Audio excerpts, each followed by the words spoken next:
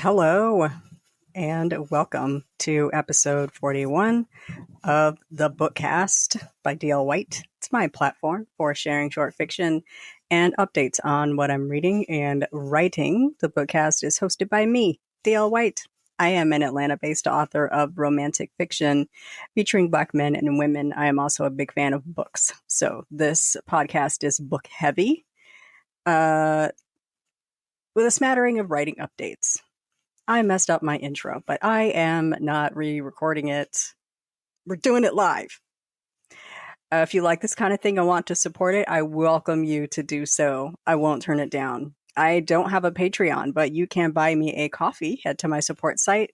It's coffee, ko-fi.com/books by D.L. White, and make a one-time or recurring gift to support me as an author. Or this podcast. Mama has audiobooks she needs to record.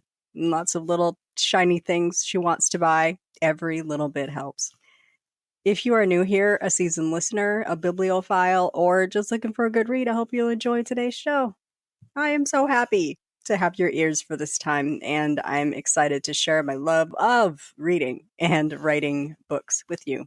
Today I have a couple things I want to chat about. I want to talk about what I read this week. I got in some good reading this week, y'all. Good reading. What's on the list for this upcoming week, and progress on my work in progress. My book club meeting last weekend, 3-star reviews, which is a thing that's going around the socials, and the summit that I'm attending this weekend.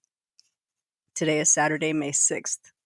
Y'all, it is 6:41 a.m. I do not know why I am awake this early. I did fall asleep early last night. I think I was asleep by 9:30 or 10 o'clock.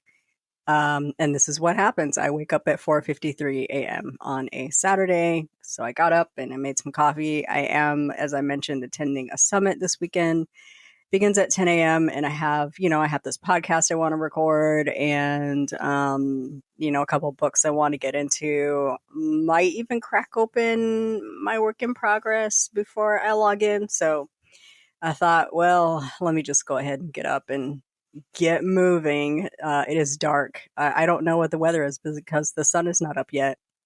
I have a mic. I am ready to dig in. Ooh, the sun is just coming up. But first, coffee.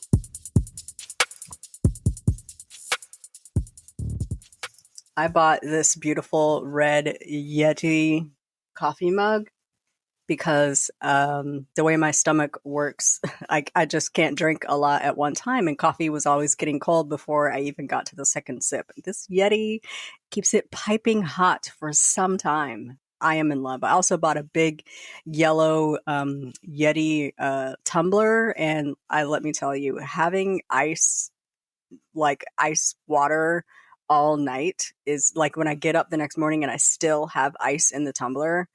It is the best thing. Is this adulting when you get excited about having hot and cold drinks? I think so. So let's chat about the books I read last week. I know I said last week I was starting to slow down on the reading, and not so much. I had a bit of a busy real life week, and so that always kind of affects how much I can write. But like if I'm going to be in the car or like sitting at my desk at work, like the work floors are so empty. There was like 3 people on the floor. It's just quiet. So I'd stick in my earbuds and I listen to books or podcasts or whatever. So I had a little bit of time. Last week I read 6 books. I'm 25 books ahead on my Goodreads challenge.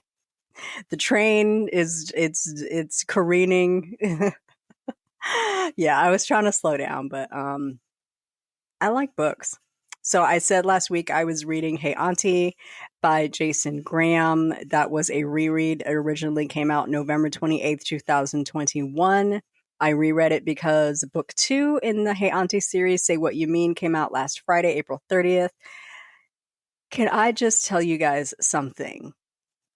Just between me, you, and the fence post, if you're not reading Jsin Graham, at least Hey Auntie and Say What You Mean, I want you to fix your life immediately. These 2 books are so good.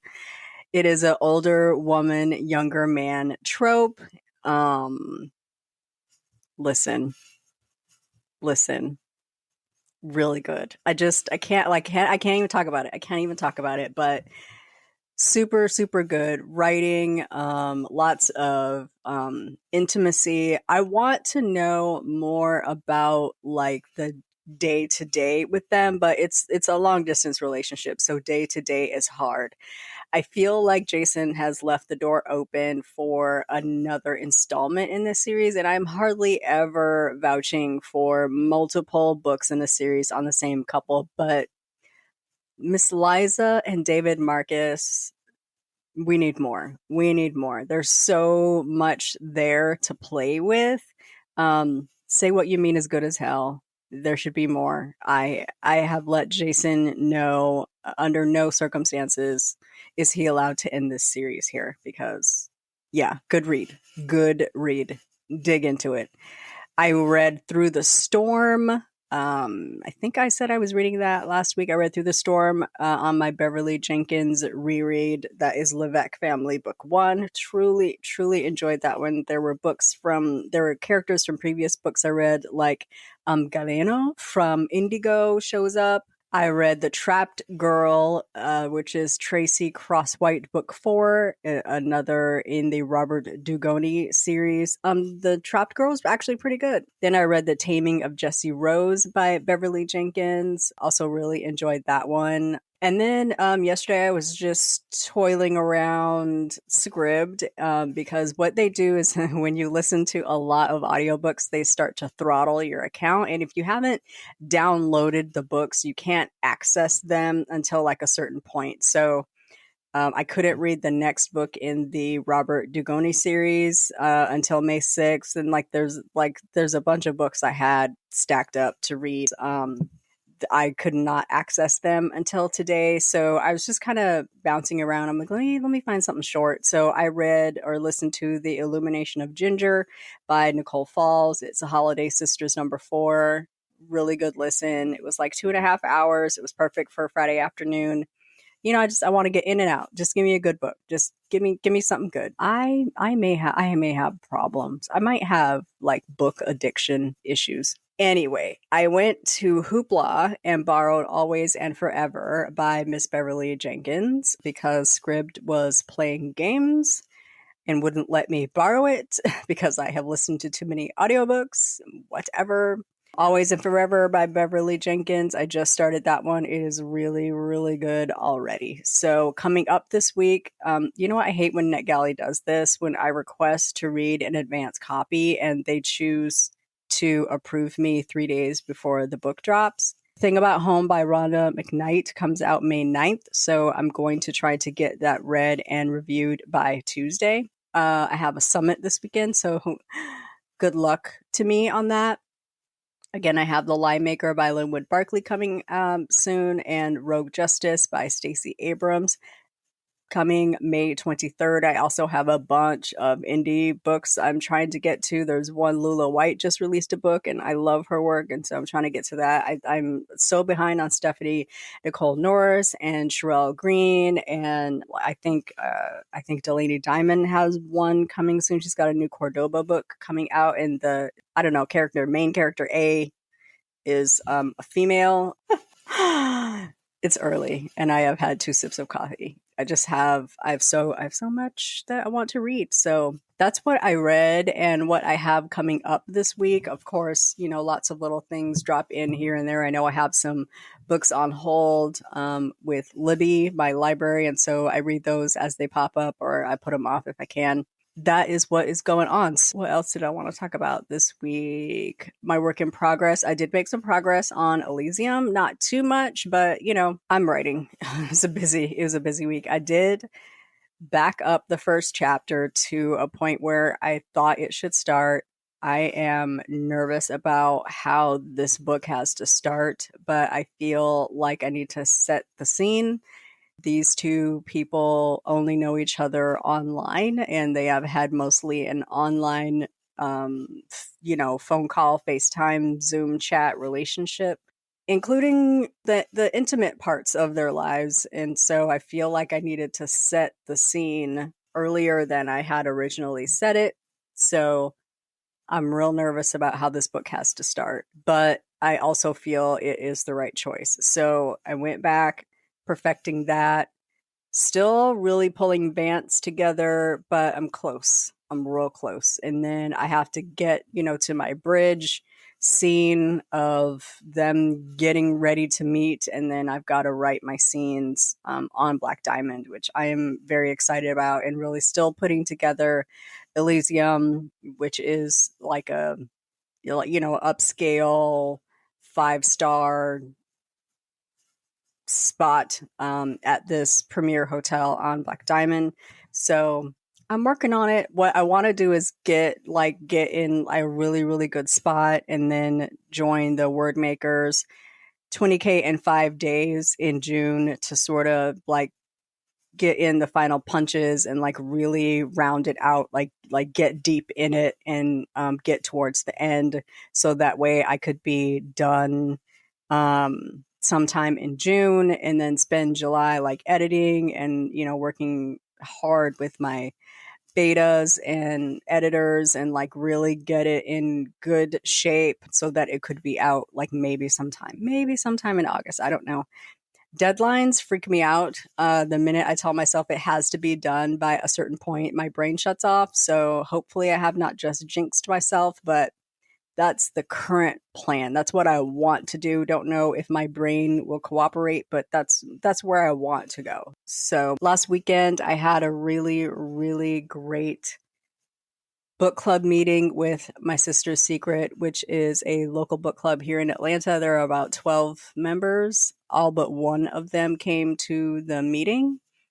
It was such a good meeting. I'm really impressed with how the book club is organized. They have been a book club for 13 years. Some members have been around since 2010. The last new members joined in 2015. So this is like a core group of women who are like sisters. Just we laughed. They were picking on each other. When we, I showed up and they were still setting up. We had a brunch themed book club. So we had chicken and waffles. We had shrimp and grits. All was so delicious. I think we had, I can't remember all that I ate, but it was so good. And then we had mimosas and drinks, chit-chatting over dinner, and then we got into the book club meeting. They have like a statement of purpose that they recite at the beginning of their meeting. Made me all teary-eyed because I believe in like the purpose of bringing women together to relate to each other around books. And then we got into it. And at the beginning of the meeting, they asked if I wanted to say something. And I said, yes. So many people, I think, are afraid to tell me how they really feel about these characters and how they really feel about this book because they don't want to hurt my feelings. This book is 8 years old. And I am at the point in my writing career where I'm like, read it or don't, like it or don't.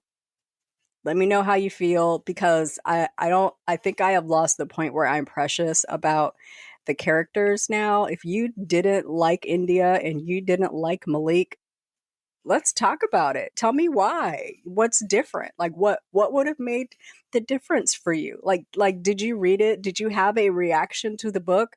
Let's talk about it. So a lot of people, I know people don't like Maxine. I love that people don't like Maxine. I wrote her to not be liked, but I also hope that you read about her past and understand her motivation for how she is.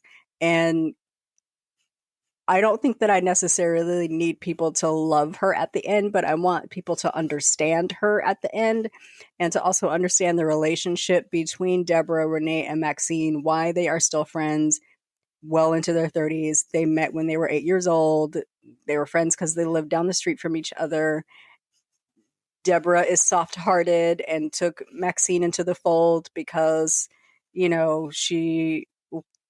Maxine was poor when she was growing up. And Deborah and Renee were like the nice girls that, invited her into the fold. It's totally fine if you don't like Maxine. I want to talk about you not liking Maxine. So I opened the meeting by saying, I really am encouraged by the conversations that we had over dinner. I know y'all are going to have some feelings. I want to encourage you to be real. speak from your chest, say it out. Deborah was pathetic. Renee was a doormat. Maxine was a bitch. Let's get it. Let's talk about it. And so they were like, bet, let's go. When I tell you we had it was over an hour conversation. There was yelling, there was laughing, there was role play, there was funny discussion, there was deep discussion about everybody in the book. Maxine, Deborah, Renee, Willard, Malcolm, like Joseph. Even they talked a little bit about Jessi, who was Bernard's nurse. We didn't talk too much about Bernard. Really, really great conversation. I want to encourage you, if you're a part of a book club and you have read Brunch at Ruby's or you want to read Brunch at Ruby's. I know Classy Green, I met with her book club years ago and we talked about Brunch at Ruby's. We just had a good old time. This is a great book club book. So I want to encourage you, if you want to read Ruby's, reach out to me. I am happy to attend your book club meeting. If you want to read any of my books, I am happy to attend your book club meeting. I had a really good book club meeting about Neverlist with my cousin. She had her book club read it. We had a ball. And I really think that it's because I'm not all that precious about my characters. I write them as flawed people. They are real to me. Like, some people are great on the surface and trash underneath. Let's talk about it. Let's bring it out, because you might bring out something that I never intended or thought of. And I love that kind of insight. So I had the best time. The ladies gave me a beautiful gift. It's a big notebook with a quote about optimism on the front. A beautiful box that they call it a God box. You write your cares on a piece of paper and put it in the box and pray over it. And at the end of the year, you go through those pieces of paper and look at, all the changes you made and all the miracles that happened and all the things that were taken care of. So I have, a little box, and I got like a wooden tray and like I forget what they call it, but when you do your meats and cheeses, so you can label all your meats and cheeses, and then a set of wooden coasters. I just had the best time. My heart is full. Loved it. They bought books. They sold me out of books. I had to come home and order more books to keep in stock here at the house. So I had an excellent time. I just want to say a big, huge thank you to my sister's secret book club.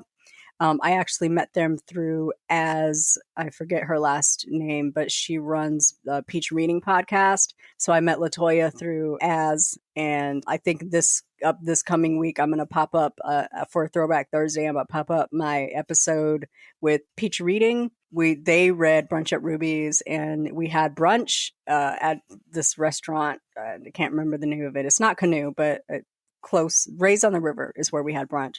Really good meeting, but that's where I met LaToya. She's like, hey, you want to come to my book club kind of like next spring? And I was like, sure. Kind of didn't think I would ever hear from her, but she did hit me up and like, hey, we're ready to read your book. Really had a fantastic time. It was great. I'm ready to do it again. Zoom, Google Meet, in person if you're Atlanta based, somewhere in the Atlanta area or surrounding. Hit me up. I'm into it. All right, so I've been seeing this discourse go around Twitter. There's a lot on TikTok, a little bit on Instagram about 3-star reviews and what they mean to authors and what they mean to readers. And let me just say, they mean different things. Y'all just gonna have to understand they mean different things. As a reader and as an author, I think my views on them have kind of dovetailed because I read and I write. But here's where it started. An author said, please don't tag me in your reviews of my book. You're welcome to have your feelings about it, but don't tag me in the reviews, especially if the reviews are bad. Now, when authors say bad, I'm using air quotes. I think they mean unfavorable. A bad review is a review that attacks the author and calls them out their name and calls their mama names and says, like, I hope you die. That's a bad review. An unfavorable review could be very thoughtful and well worded, but they just didn't like the book. That's not a bad review. It's unfavorable, But that's not a bad review. If they talked about the book and why they didn't like it and gave all their reasonings, that's not a bad review in my perspective. So this author says, yes, even your 3-star reviews, that's a bad review. Don't tag me in it. I personally feel like I shouldn't be tagged in reviews. I understand authors, or not authors, but reviewers want me to see their reviews. I get it. Thank you so much for reading. I love you dearly. I do not read reviews. If you tag me in a review, I'm going to skim it. I'm going to look at your rating. I'm going to skim it, but I don't read them. If I want to read reviews, I know where to find them. You don't have to tag me. I stay off of Amazon. I stay out of Goodreads. If you read my book and you're on Instagram and you tag me, I'm going to go to your post. I'm going to thank you so much for reading and reviewing the book. I'm going to scan your review and I'm going to bounce. I'm going to repost it so others can read it in case people are wondering, hey, is that book good? But I'm a bounce. I'm not going to dwell on it. I have forgotten it an hour later. And I don't mean that to be flippant. I'm just saying I can't dwell there because then it starts to affect like how I write. And then I start writing to impress people and not to, writing to get this story out of my head. You know what I'm saying? Amazon treats a 3-star review as critical. When authors say a 3-star review is a quote unquote bad review, it's because a 3-star review on Amazon is critical. Not bad, but critical. A 3-star review to a reader, I say, might be, it was a book. It was words on paper. I read it through. I finished it. I was entertained. I didn't hate it. It did what it was supposed to do. I wouldn't say a 3-star review gave what it was supposed to give. That's a 4 or a 5. A 3-star review, it was a book. An average rating. It was a book that I read. That's fine to me. That's absolutely fine to me. Here's what my brain, my little imposter syndrome brain says. A 3-star review is a person that was too nice to give it a 2, too nice to give it 2 stars, or it was a book that they liked and they moved on with their lives. Either is fine. But my point of view is not always an author's point of view. And so if you're going to read and review books and be honest about them, cool, do that. Say it with your chest. Authors got to stay out of review spaces like Goodreads, like stay off Amazon, stop looking at your reviews, especially if you're going to have a teary fit about them, or if you're, going to be all up in reviewers' DMs, condemning them for the words that they wrote about your book. It's a review. Reviews are opinions. And I am not a person that really gives a rip about somebody's opinion. The book is the book, and I'm not going to rewrite it because Sue Beth Johnson didn't like it. I'm not rewriting that book because you didn't like it. So you said what you said, and that's good. A 3-star review is not a bad review, but from an author perspective, a 3-star review isn't all that glowing. It is very blah, average, milquetoast. And I think that authors write to impress readers. A lot of authors write to impress readers. So if you read my book and you're like, 3 stars, you weren't impressed. Okay. I mean, I can write a better book next time, right? Or not. If you rate my book 3 stars or above, we are in good standing. A lot of authors don't feel that way, particularly trad pub authors, because sales and reviews drive future books. If I write a book and the average rating is 3 stars, that publisher might not be interested in renewing my contract. They might not be interested in buying more books from me. If reviews and sales for books in a series fall off, that publisher decides that they aren't interested in publishing more books in that series, and you have to move on to something else or get a new publisher, or you always have the option of self-publishing. So kind of weighing in on the 3-star review controversy. I see a lot of reviewers and authors kind of weighing in on the subject. Authors shouldn't really consider a 3 review a bad review. Like, how you gonna tell me how I should consider something, first of all? Second of all, If you want authors to stay out of review spaces, stop tagging authors in your reviews.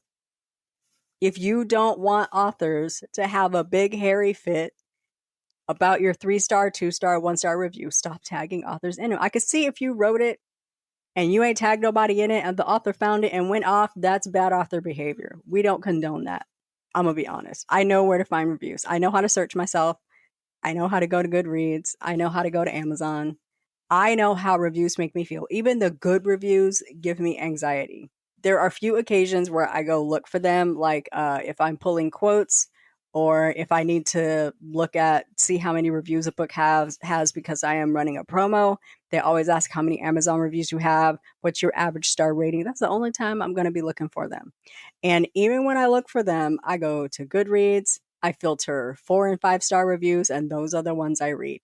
And let me tell y'all, some of y'all even be saucy in your 4 and 5-star reviews. Like you'll rate it 4, but you got some things to say. And so I just stopped reading them. They don't help me write better. I think there was a time when reviews were super helpful to authors, but I think we have reached the day and age where everything is emotion and those reviews aren't really critical. They are opinions, and I appreciate everybody's opinion. I appreciate people reading and offering their thoughts on books, but those are for other readers. You are talking to other readers, not the author, when you review books. And if you want authors to stay out of your review spaces, no matter where they are, don't tag us in it. If you see a review and the author is not tagged, you ain't got to snitch. Let it go. Those are my thoughts. So this weekend, I'm participating in a summit. It is the subscription for authors group. They're talking about, guess what? Subscriptions for authors. This is your Patreon groups, your Discord groups, your groups that authors have where people have to pay to participate. And I always feel really weird about that. Like I had a Patreon, but I didn't feel like I could charge people for access to my navel gazing. I don't have energy or bandwidth for exclusive content. I had an author group for like maybe a couple of months, and I felt like it didn't take off. I am not the kind of author to have an exclusive space where I feel like people get VIP access to me. I'm kind of an open book, and it just doesn't work that way for me. And I didn't feel like paying for a spot where it was like me and the 7 people I already talked to all day on social media to sit and yammer about my books. It felt,